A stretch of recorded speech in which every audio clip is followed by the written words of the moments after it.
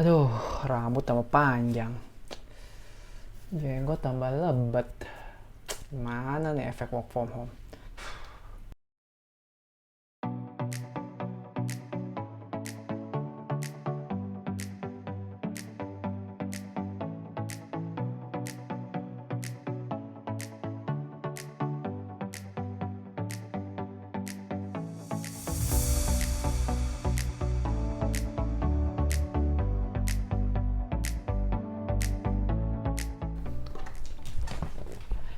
Yo guys, balik lagi sama gue Fendi, si YouTuber Cupu. Nah, kali ini gue bakal bahas review jujur gue 2 minggu pemakaian si iPhone SE ini. Mulai dari baterainya, penggunaan gue nih, terus ada lagi performance sama kameranya. Jadi apa yang gue suka, apa yang gue nggak suka selama 2 minggu ini gue bakal share ke lo. Jadi ingat ya, tonton sampai habis kalau kalian pengen punya gambaran gimana kalau kalian punya iPhone SE ini selama 2 minggu. Oke? Nggak usah lama-lama, langsung aja. Cus!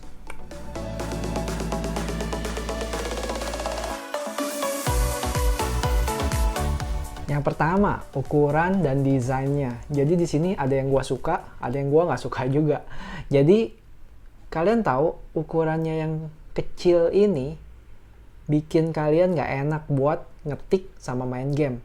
Kalian bayangin aja kalau kalian lihat di video gue sebelumnya yang gue main PUBG itu, musuhnya kelihatan setitik doang cuy, gimana bisa? Gimana bisa tembak musuhnya? Habis itu juga kalau kalian ngetik di sini, pegel tangan. Mungkin karena gue nggak kebiasa ya, belum kebiasa buat pakai yang ini. Karena gue dari sebelumnya yang layar gede pindah ke layar kecil. Itu yang gue nggak demen. Cuman, satu nih, yang gue demen otomatis karena dia kecil, ini kalian enak banget digenggam. Jadi dan jari kalian pun ini bisa menjangkau satu layar semua, nggak usah pakai dua tangan juga kalian cukup. Cuman itu buat navigasi, cuman kalau udah buat ngetik, buat main game, jujur menurut gue ini nggak nyaman sih. Entah nggak nyaman atau gue butuh waktu lebih buat penyesuaian. Itu yang nomor pertama. Wus, wus, wus, wus. Yang kedua ini performance-nya. Dengan chip A13 Bionic ini, nggak usah ditanyain deh performance-nya. The best. Kalian mau apa? Kalian buka kalkulator, kalian buka kalender, kalian buka alarm, semua gampang dilabas sama A13 Bionic ini.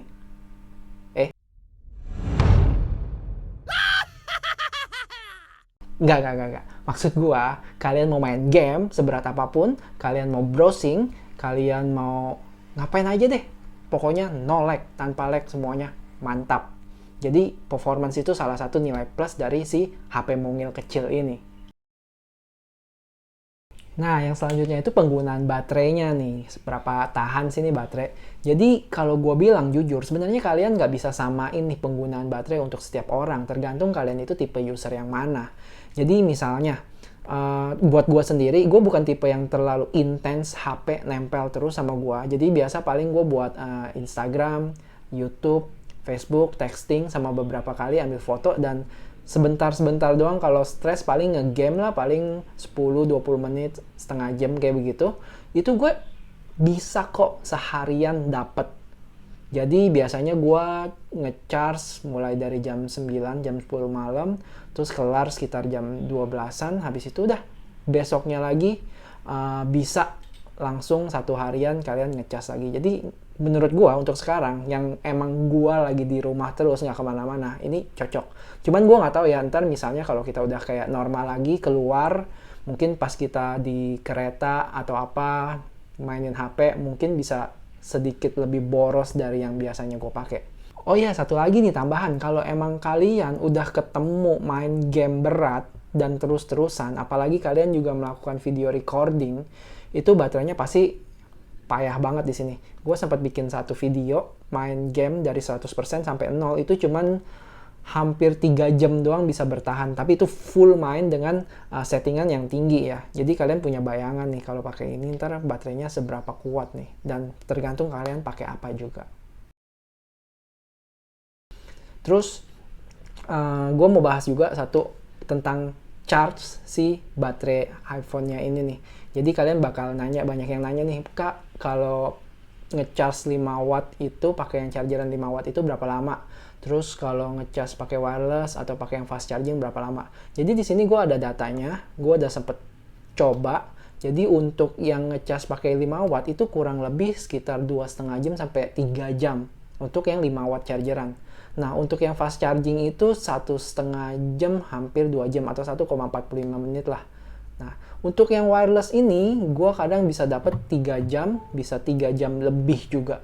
Jadi gue pernah baca dan dengar juga nih sebenarnya salah satu alasan kadang bisa nggak konsisten baterainya itu gara-gara tergantung suhu ruangan. Jadi misalnya semakin panas suhu ruangan ini, dia sebenarnya ada otomatis pinter bisa berhentiin chargingnya. Ntar kalau HP kalian udah dingin, kalian bisa HP-nya bakal bisa lanjut buat ngecas lagi. Jadi bervariasi sih sebenarnya, cuman ya rata-rata segitu sih kalau tiap gua ngecas.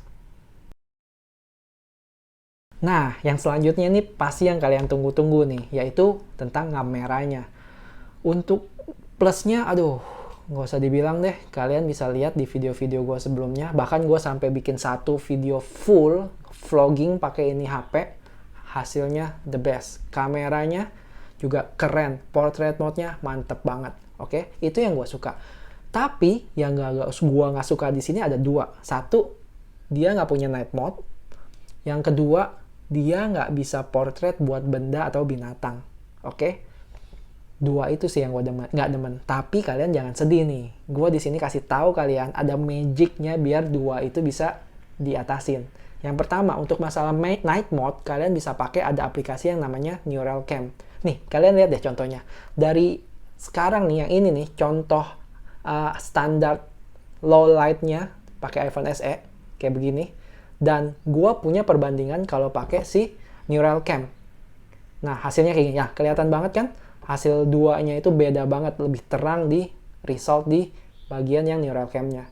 Untuk yang kedua nih, yang gue bilang masalah portraitnya nggak bisa detect ke benda atau hewan, jadi kalian bisa pakai nih aplikasi yang namanya Halite. Nah, dengan aplikasi ini, nih kalian lihat deh, yang tadinya kalian nggak bisa detect pakai kamera bawaannya si iPhone SE, dengan aplikasi ini kalian bisa bikin efek bokeh ke benda atau hewan yang kalian pengen bikin ada efek bokeh-bokehnya atau blur-blurnya nih.